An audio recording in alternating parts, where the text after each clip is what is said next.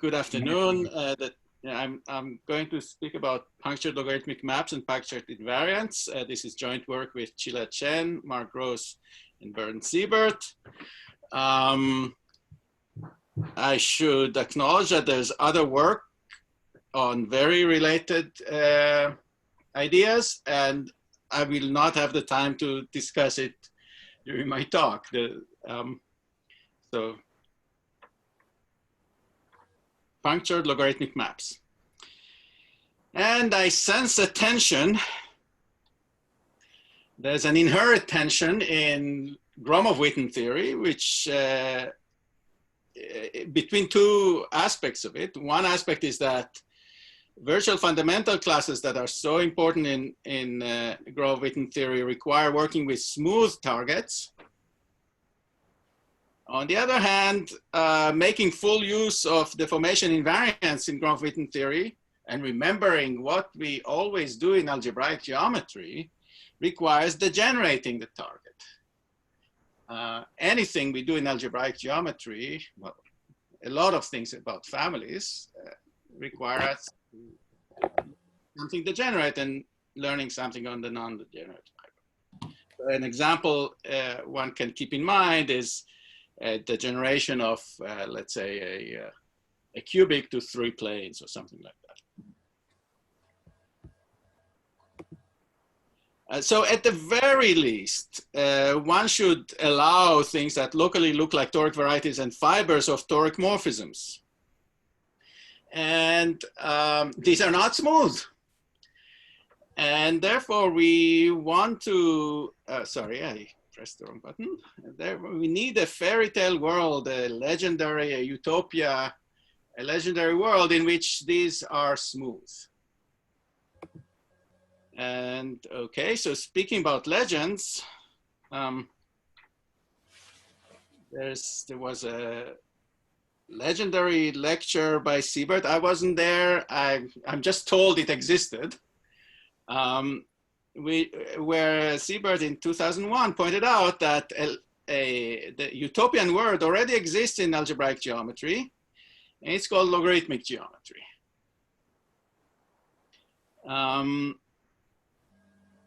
So let's go back to what schemes are. Schemes, or at least schemes of finite type over field. Schemes are glued from closed subsets of affine spaces, and affine spaces are the standard issue smooth spaces. And so the generalization is that log schemes are glued, or in general, étale locally glued from closed subset of affine toric varieties. So affine toric varieties is what we allow as our new log smooth spaces. They are the standard issue log smooth spaces, and everything else is derived from that.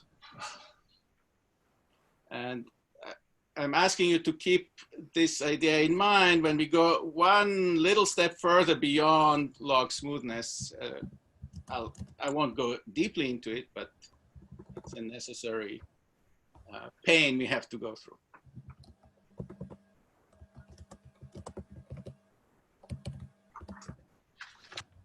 Feel free to ask questions at any time.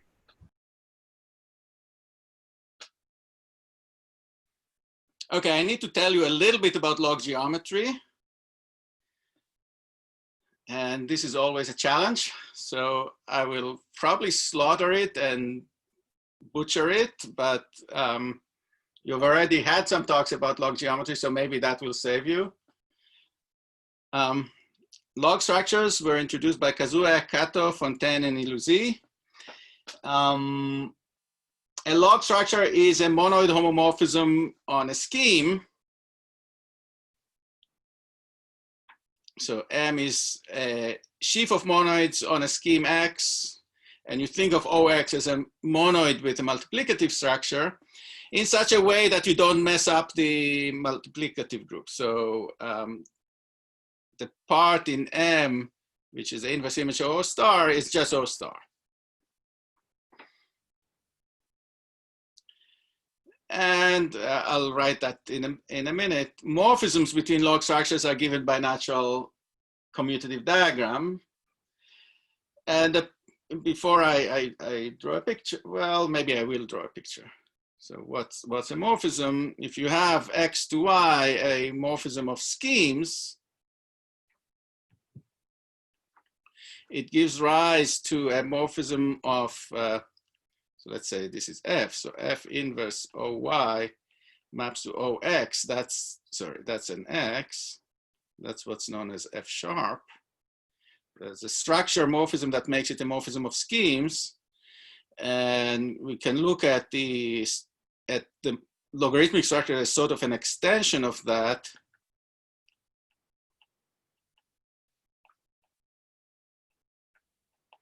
I think I'll move to a nicer pen.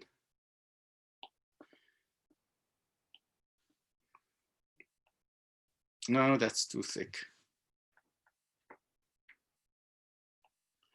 So the extra data we need for log morphism is what we call F flat that makes this diagram commutative. This is alpha X. So this is a totally natural way to make this extra structure into a category.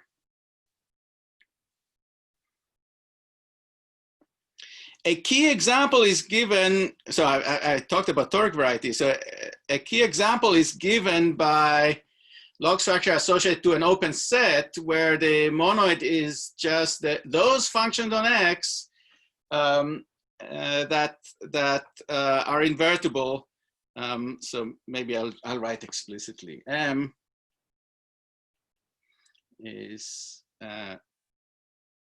so on an open set, so F X such that the restriction of F to the open set U is in OU. Right.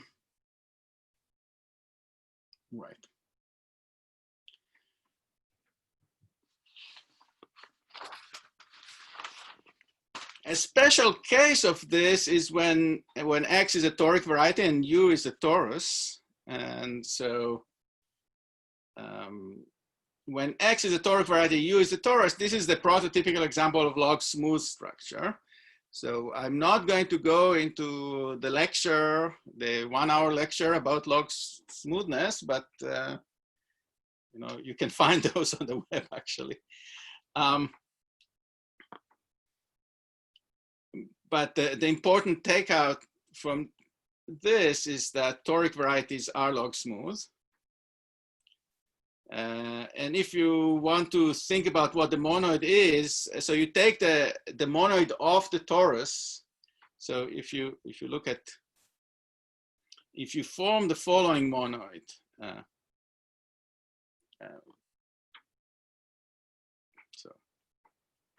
so if you have a point X, which is a special point of a cone sigma, then you first form this monoid.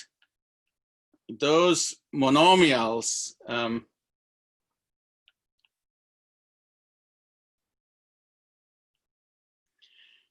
so just to remind you what S sigma is. S sigma is the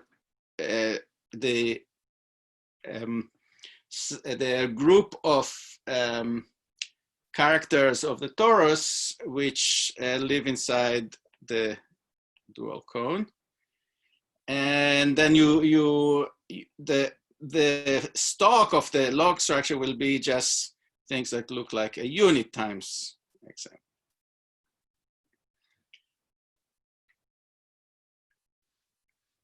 Okay. So that's just for a toric variety. In general, a variety is log smooth if it is a tal locally toric, and even more generally, a morphism X to Y is log smooth if it is what you have to include once you admit morphisms, dominant morphism of toric variety as log smooth. So if a tal locally, it is a base change of a dominant morphism of toric varieties. Since smoothness had better be base change invariant and had better be local, then this is the class of morphisms that you get.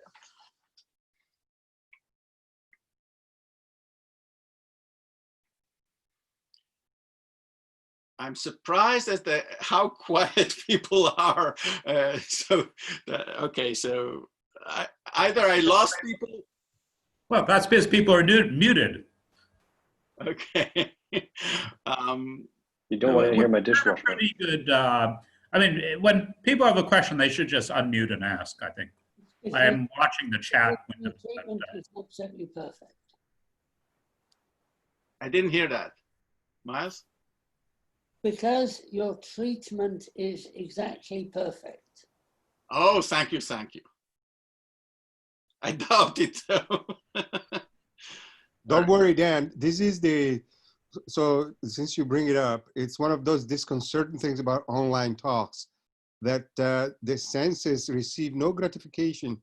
You don't hear their noises, their grunts and burps and other noises they make. And it's hard to tell what's going on, or if indeed there is anybody out there at all.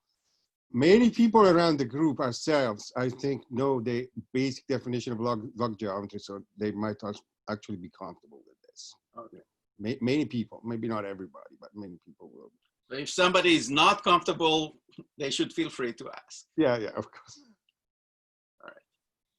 So this is just a very general thing about log smooth. Maybe a little picture. I like drawing pictures. So a little picture. So here's a log smooth variety. This is supposed to be the affine line with the origin marked. Yeah, the torus is the complement of the origin. And here's the affine plane mapping by xy, t equals xy. So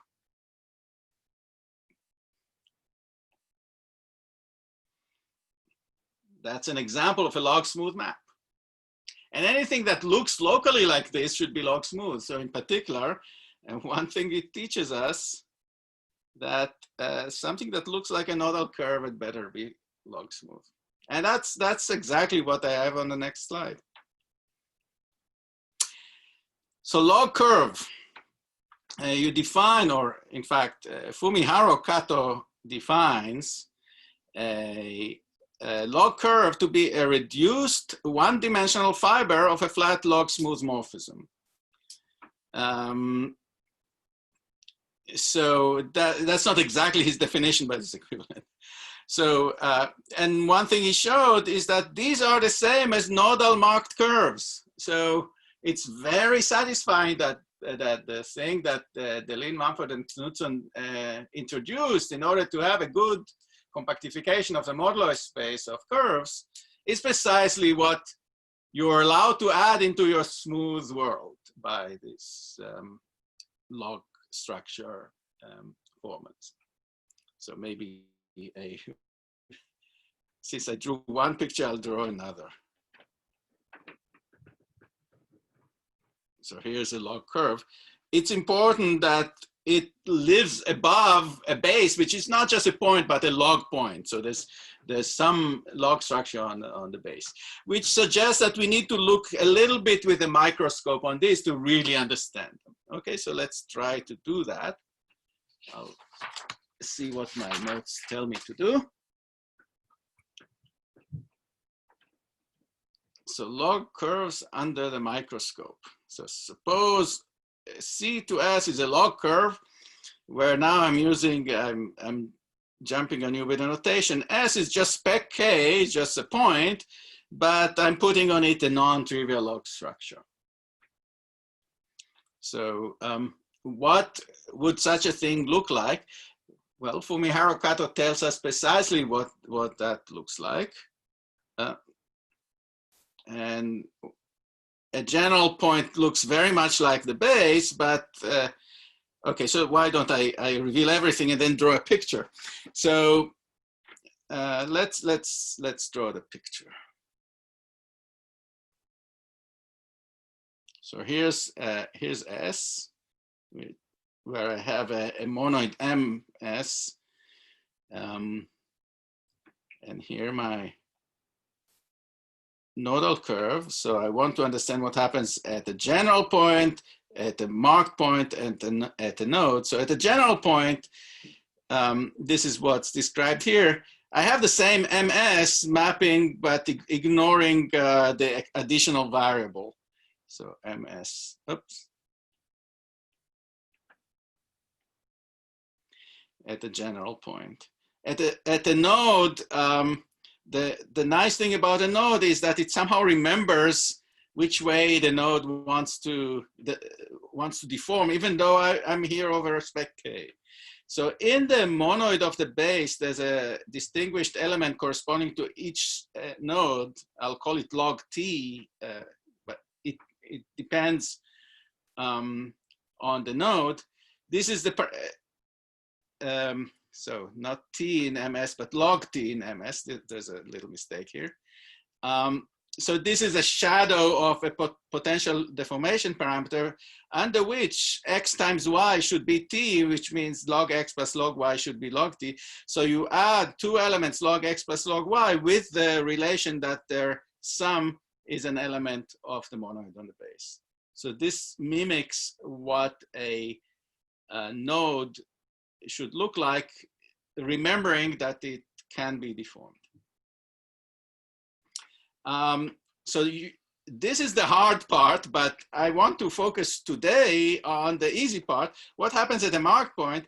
At a mark point, I'm imagining that there is a deformation here, and the parameter at a parameter x, which goes along the branch of the curve, such that the log structure comes from elements that become invertible outside the fiber and the locus where x vanishes. So I need to add an element log x, and so this is the monoid that I have at the marked point. Okay, and that's how Fumiharo Kato described it, and he actually showed that the moduli space of log curves is the same as the Deligne-Mumford-Knudsen space, up to ordering marked points, which I'll ignore for now.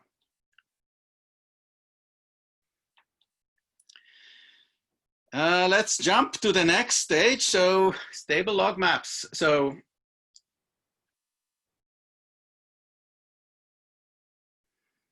suppose I have a nice log scheme X,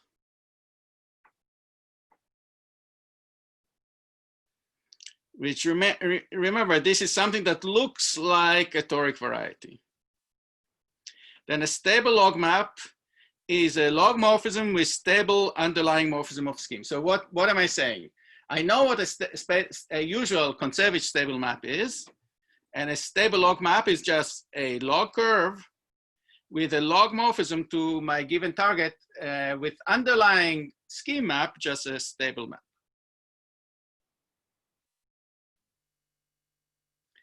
There's a new feature here, which is that marked points.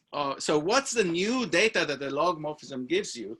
It records for you how the marked points meet various divisors where the log structure jumps on X. My plan is to draw a picture, maybe not this slide, but the next slide. My plan is to state something this slide and then draw a picture. So mark points record contact order with divisors of X, whether or not the curve is actually hidden inside a divisor or not. So this is a nice feature of the theory. And one thing that I'll say again on the next slide is that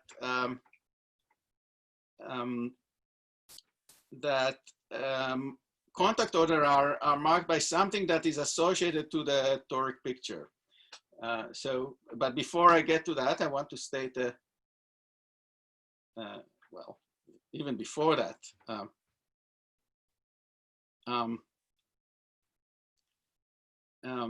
okay, so there's a little delicacy in the theory. Stable log maps have standard issue log structure called minimal. And once you have that down, there's the main theorem of stable log map says that, and the citations here are Gross-Siebert, Chila-Chen, and somewhat more general situation was derived from these together with Chen, Marcus, and Wise. And the theorem says that if I haven't said what a nice log smooth scheme is, but let's keep that under the rug. And then the moduli stack of minimal stable log maps of given type tau, where the type records, as usual, it should record curve classes, it should record genus and number of mark points, but also the contact order with the log structure, is a Lin-Mumford stack, which is finite and representable over the usual Kontsevich space of stable maps, where you forget the log structure and you forget the contact orders. Just remember the curve class, genus, and number of mark points. Okay?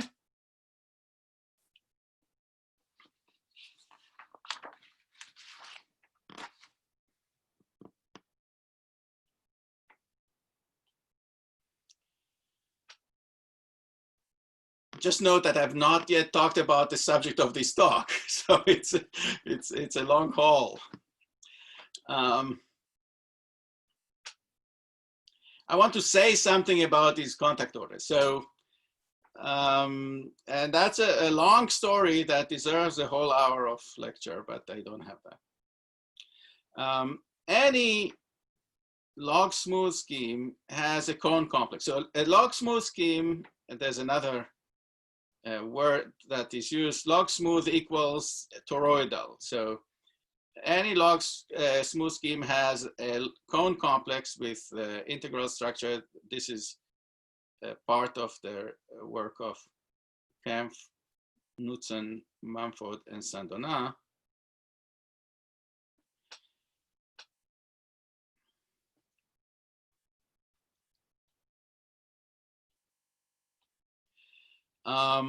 But also, since the curve is, we think of a curve as as a fiber in a log smooth map. So the curve occurs inside something toroidal. It also has a cone complex. So there's a cone complex for the curve, which I denote sigma c. There's a cone complex for the base, which I denote sigma s. And the fiber over, I'm not sure this is a good choice of a notation. The fiber over an element in sigma s is a tropical curve. I'll draw a picture in a minute. So components of the curve correspond to vertices. Nodes of the curve give edges, and Mark one give infinite legs.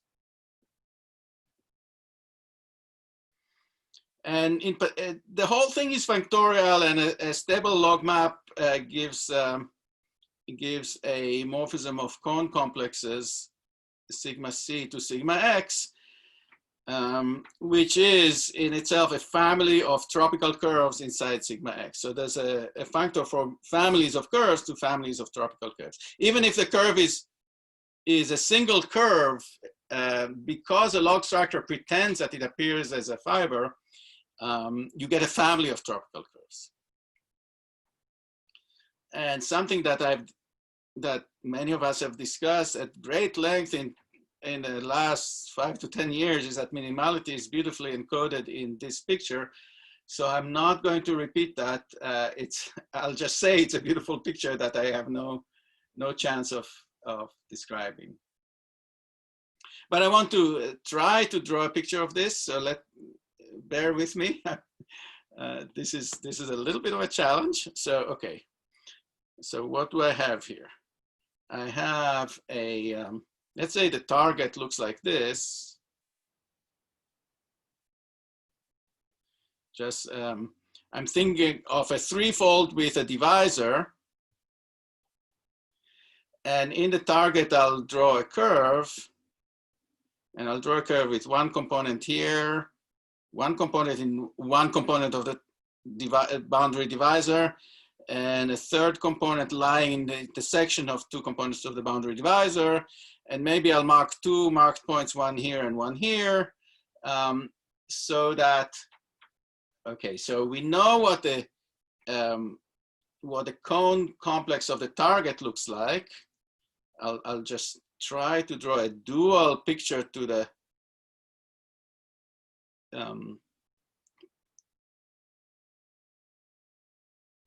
picture of the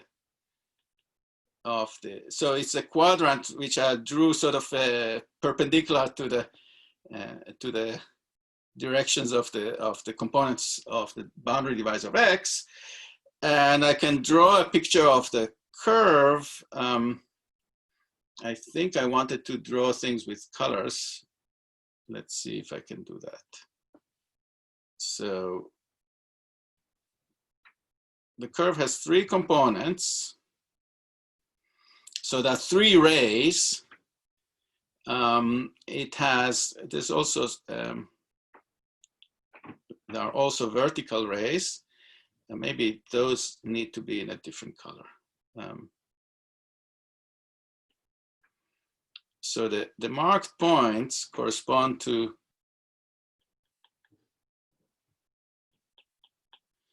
two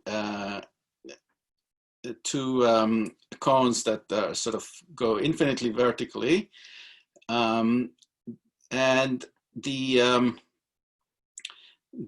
nodes correspond to these. So if you now, I'd better also draw a picture of the base. The base is the cone complex of A1 in this picture. And if I pick a point U here, the inverse image has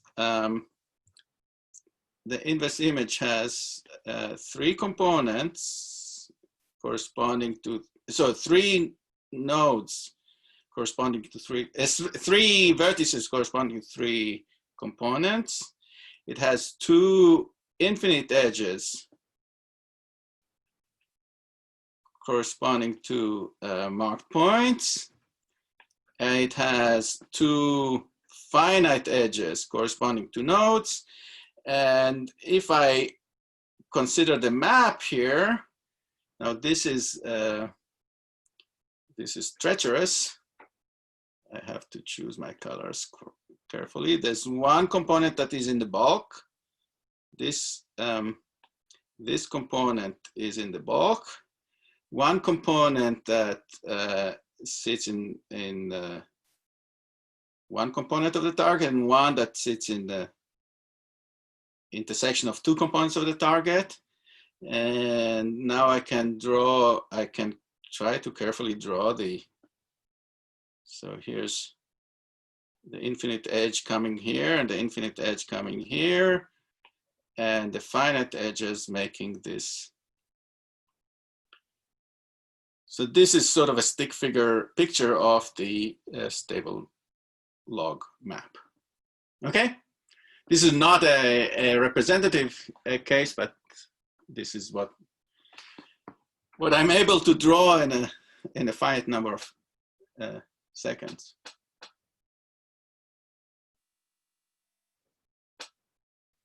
And I'm pausing here to hear if anybody wants a clarification. I still haven't talked about punctured maps.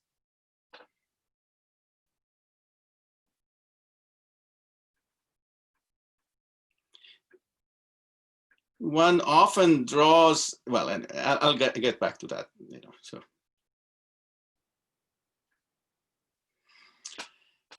Logarithmic invariants. So let's go back to usual Gromov-Witten theory. I'm getting even further away from punctured invariant. So usual Gromov-Witten theory has a perfect abstraction theory over the moduli space of pre-stable curves. And if you want to include evaluations, then you will also have a perfect abstraction theory over the product of pre-stable curves and the product of x n times, because you have n evaluation maps, which affords ground-width invariance by virtual pullbacks. So if you have a cohomology class here, you can pull it back. From here, you get there are two things that you get from this. I should say that that I'm following Christina's formalism here, Manolaka's formalism. So if you have if you want primary invariance, you'll pull back just cohomology classes from X to the N. If you want descendants, you'll also pull back some stuff from MGN.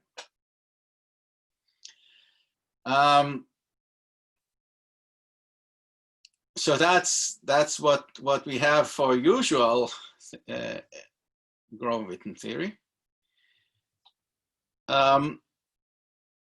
The logarithmic space has a perfect abstraction theory. Okay, you could just okay, you have to be very careful where you want your perfect abstraction theory to lie if you want your theory to pick up. So it's not just pre-stable curves, it's pre-stable curves decorated with a tropical version of maps to X. So this would be stable maps to the Artin fan of X. So Artin fan of X is a stack theoretic version of the cone complex. Tau is again measuring the various contact orders, etc.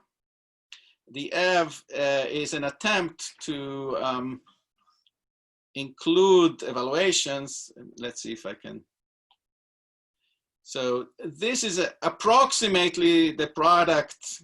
Well, so I hope Bernd is not too angry at me. There's an underline that has to be put here. So it's I'm taking pre-stable maps to the Artin fan, and I'm lifting the evaluation maps to X itself, and that enables me to have to pull back cohomology classes. And the existent theorem that comes out of that, this is these are the main theorems of those papers, is that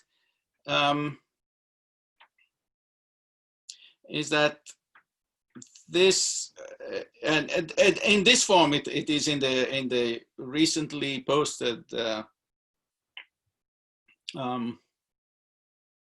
paper on punctured maps. This is log smooth and has a fundamental class, and this affords invariance by virtual pullback, as Christina taught us. What are these invariants? So as usual in Grove-Witten theory, you'll pull back by evaluation some cohomology classes gamma I and integrate them against this the virtual fundamental class, the resulting virtual fundamental class of this space. The subtle issue that comes now is, what are these gamma I?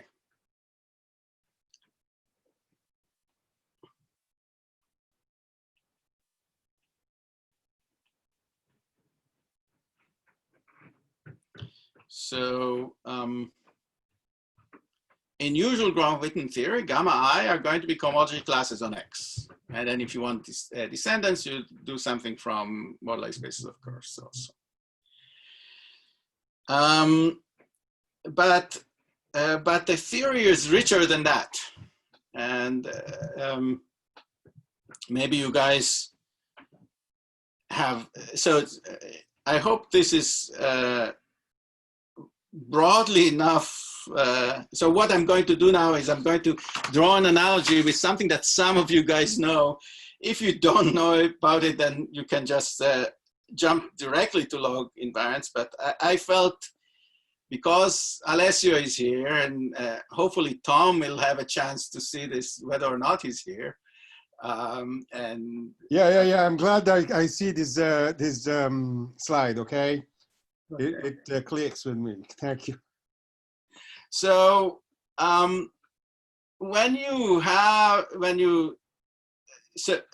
maybe the word that the word that comes to mind is you want to pull back things from the cohomology of the target in a suitable sense to form the quantum cohomology. But already in the case of orbifold, what is, I hope now, the classical case of orbifolds, Wayman Chen and Yongvin Ran defined orbifold and quantum cohomology, and their observation was that you are not going to be able to do that using just the cohomology of X.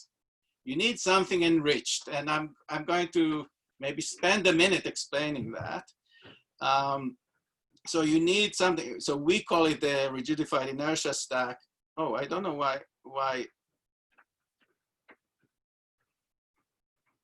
What's this infinity there? I'm sorry, there's a typo. I don't know where the infinity came in this. So for. Can I erase that? You could just cross it out. I can cross out, that's true. What's going on? So this is the rigidified inertia stack, is a moduli. So what's the point? The point is that we are looking at the moduli space of orbifold maps to an orbifold target. When we evaluate, the evaluation doesn't lie in the space of points in the target, which is just a target, but it lies in the space of orbifold points in the target, which is something new. That's this rigidified inertia stack. So when you have a family, you restrict to a sub-object, namely the orbifold point, you have an induced map family of maps of orbifold points to the target. So that's the cohomology of that moduli space. The moduli space of orbifold points in the target is the correct thing for orbifold cohomology. And that has, when the orbifold structure of the point is trivial, that's just a point. When the orbifold structure is non-trivial, you get what is known as a twisted sector, which correspond to a point together with an automorphism. So a point in X together with an automorphism of that point.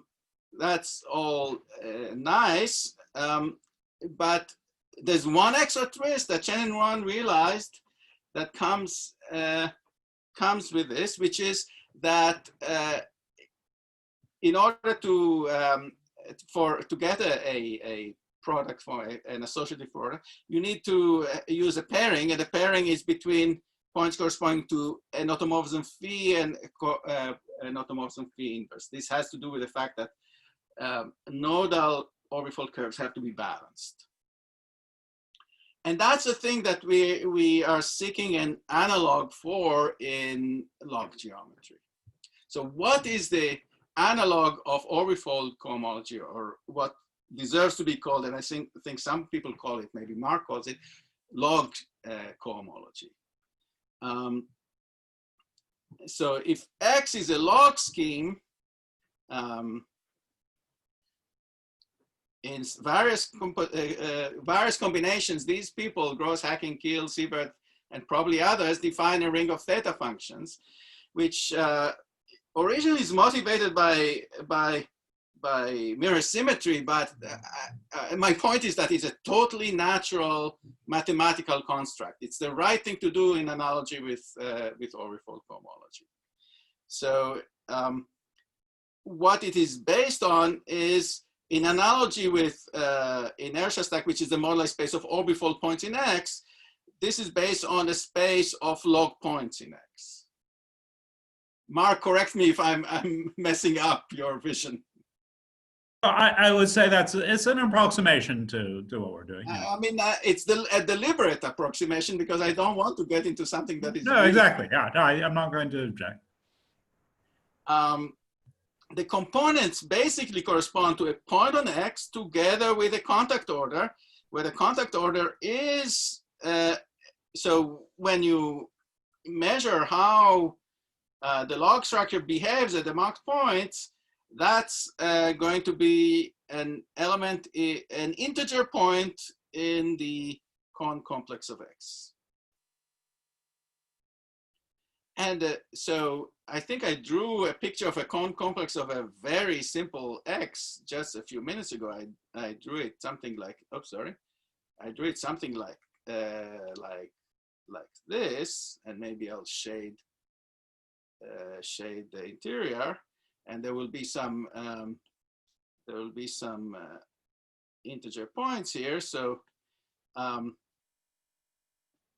so this point will correspond to no contact order, namely the mark point is in the bulk. This says that the mark point is on one divisor, and how far it is from the origin is to what order it meets that divisor. This is the other divisor, and if I have a point here, it means that the curve meets both divisor with given contact order. So it measures the tangency of the curve with both divisors.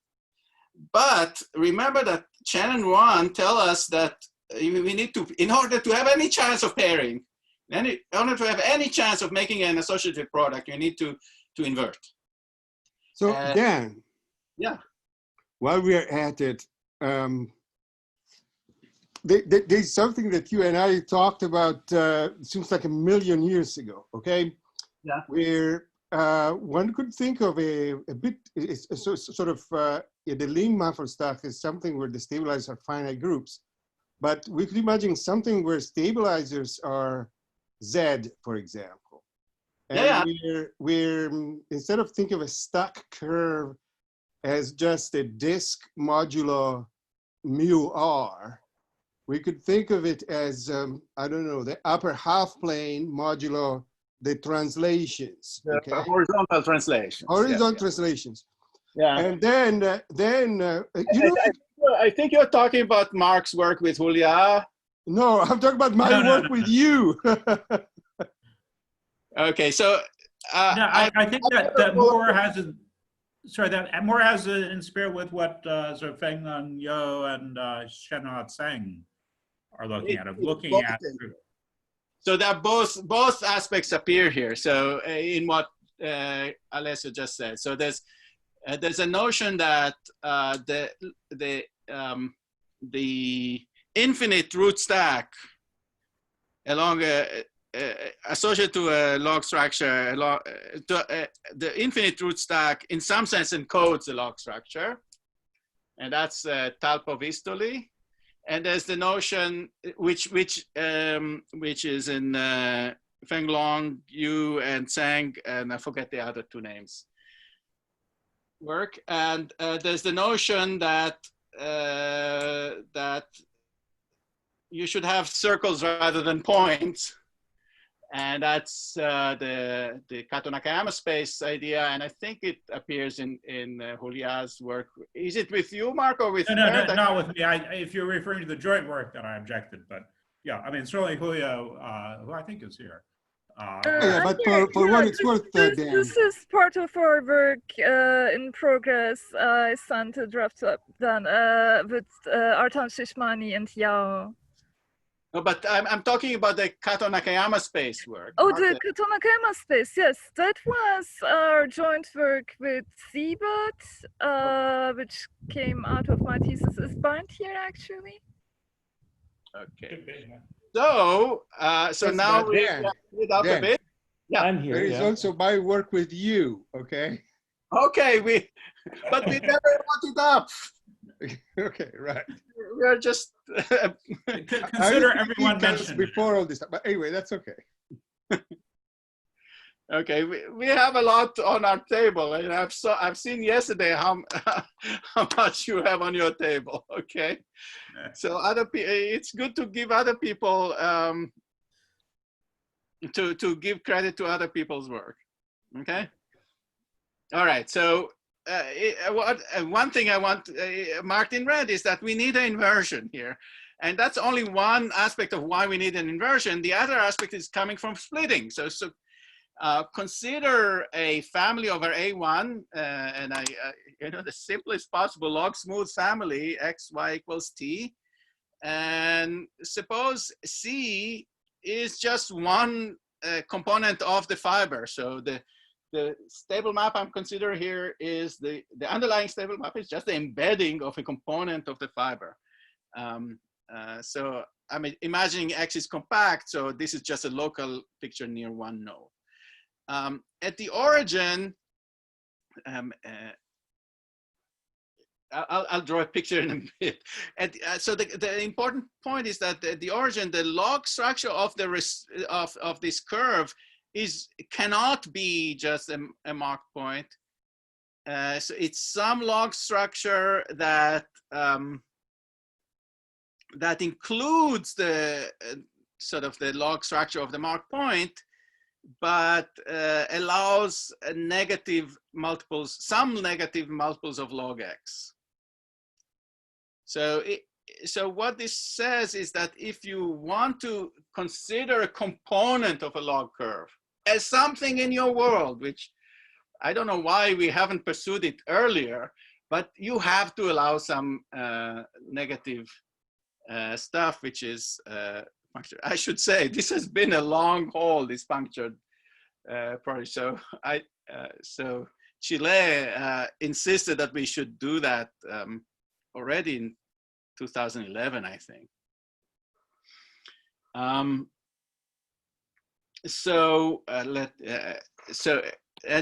Okay, so one more thing I want to say is that the tropicalization of such a thing is going to be a finite length. So this is calling for a picture. So here's my ambient space. Here is how shall I do this? I'll draw the curve in purple and maybe thicker. Oh no, it's too strong. Is there? Well, I'll do this. This is a curve, y equals 0, over the log point that I have here. And if I look at the log structure of this, so I'll just draw a picture of the log structure. The log structure of the usual log curve looks like this. So this is the log x. This point is log x, and this is log t. And I need to have, because I have x times y equals t, I need to have something that together with log x should add up to log t. So I need to have the point here. And therefore I need to have its multiples, etc. So this is a typical picture of a log curve. Just to look at a dual picture of the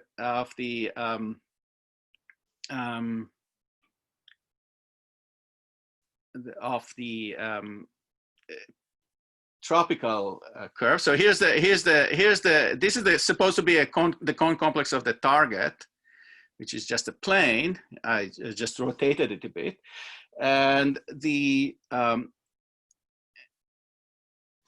component of the curve now looks like. Oops, no, that's not what I meant. What I meant is this. The component of the curve looks. This is also not what I meant. Looks like this, and the marked point, if you dualize, it's not an infinite leg. It needs to pair with this positive, so it's a finite length leg that goes only as far as the cone of the target allows. So that's a tropicalization. If you want to draw the whole cone complex of the curve, it looks basically like this, except that you don't have the you don't have the upper edge. So this is the cone complex of this curve.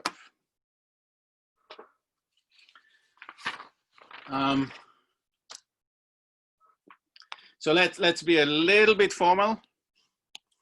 A puncture of a marked curve is a log structure M at a marked point, which could be just the marked point, but could be larger and should lie inside what is spanned by integer multiples of log x. This is not a log smooth curve. It is an instance of something called an idealized log smooth curve, a log smooth scheme, a notion introduced by August. A morphism is called pre-stable. So there's an extra twist here of pre-stability if the monoid M is generated by what you need to have a marked point and what you need to have a map. And I think the example we have, so this is an example of a pre-stable log structure. The black stuff is the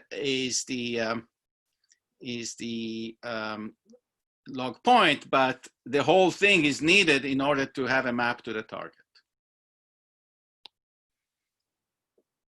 All right, so that's what a punctured log curve will look like. So I'll give another example so let's go for the next example because I think it's illuminating. Another example, consider X being P1 cross P1 with the log structure given by only one of the rulings. So P1 cross P1, you can think of it as a quadric, and so consider a conic degenerating to the union of the two rulings. So a plane section degenerating to a tangent plane section. And then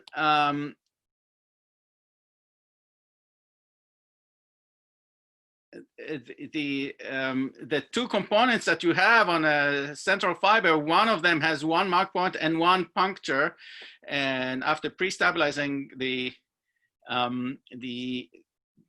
okay, so let me draw a picture because I think I'm without drawing it won't work. So here's a stick figure picture of, no, let's do it in black. Stick figure picture of P1 cross P1, but I'm only marking it with one divisor. And let's say here's a stick figure picture of a general curve, a conic. This is the conic C. It meets the divisor at one point. And if I let that degenerate, then it will degenerate to a union of one ruling and the other. This is the one I call F, and this is the one I call D. It has a punctured, it has a marked point here, and here's a node. And if I want to separate them, okay, so let's draw a picture of the, so the whole curve, the whole degeneration of the curve. Let's go back to, oh, well, that color was okay.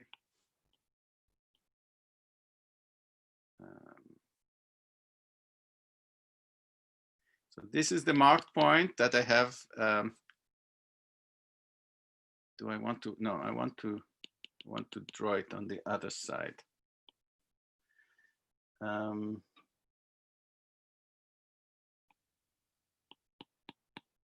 This is the marked point.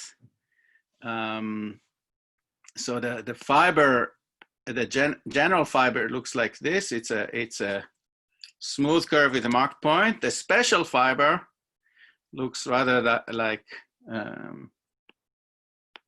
this. It has a component which I call F in the bulk. It has a node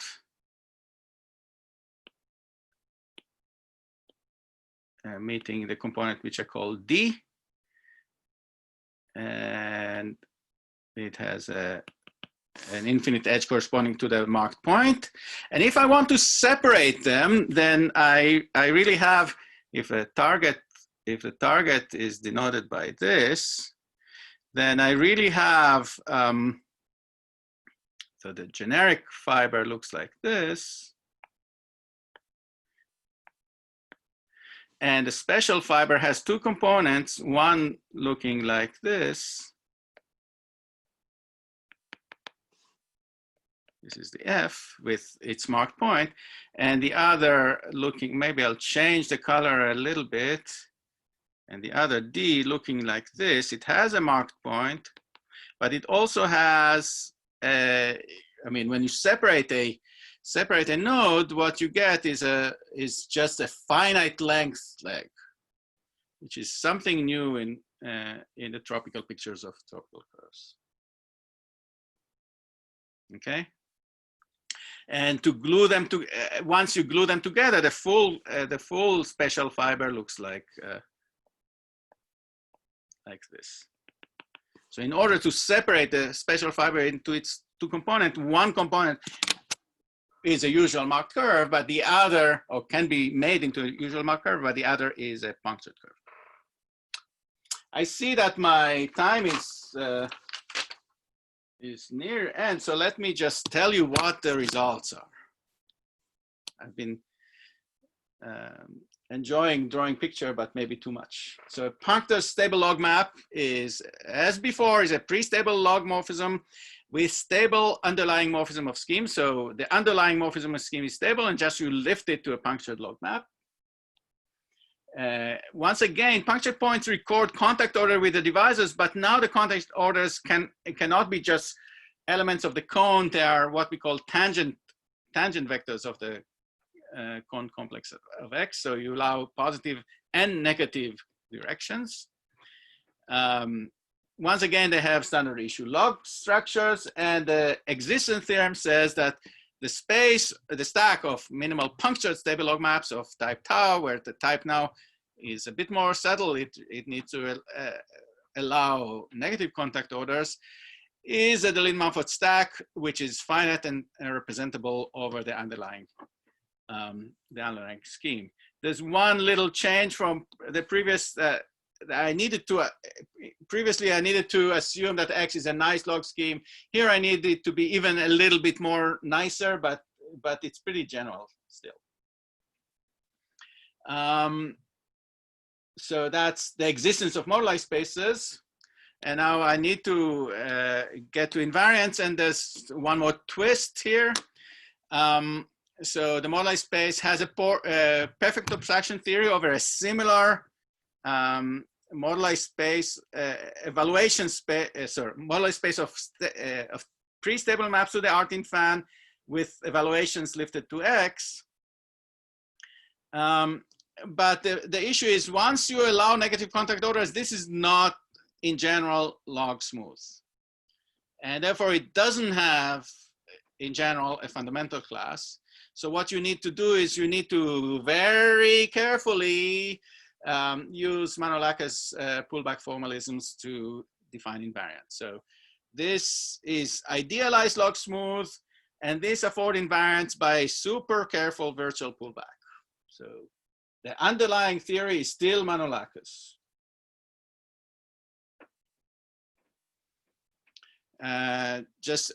Just to say what this means. So this is, we said that log schemes are modeled on closed subschemes in toric varieties.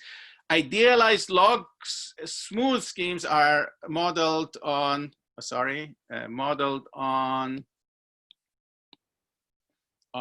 a zero scheme of monomial ideals. So these are special kind of log schemes, those for which toric geometry still has a chance to say something. And this is somewhat lucky because it says that at least if you are careful, you should be able to define invariants. And just I think this is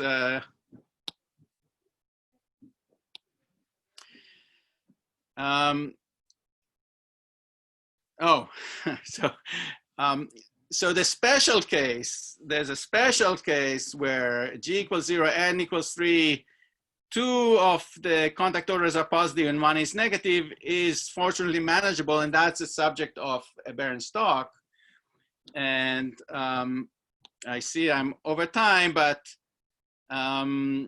this allows us to very carefully define define splitting morphisms between moduli spaces, and define a gluing formalism that says that if I split a bunch of edges, then the virtual fundamental class, the perfect abstraction theory I have on my moduli space by Manolaka's theory is the pullback of the perfect abstraction theory on the product of the split moduli spaces. And this allows me, if I choose my pullback formalism carefully, this allows me to glue invariants of the same target, but with broken curve to invariants of the full curves.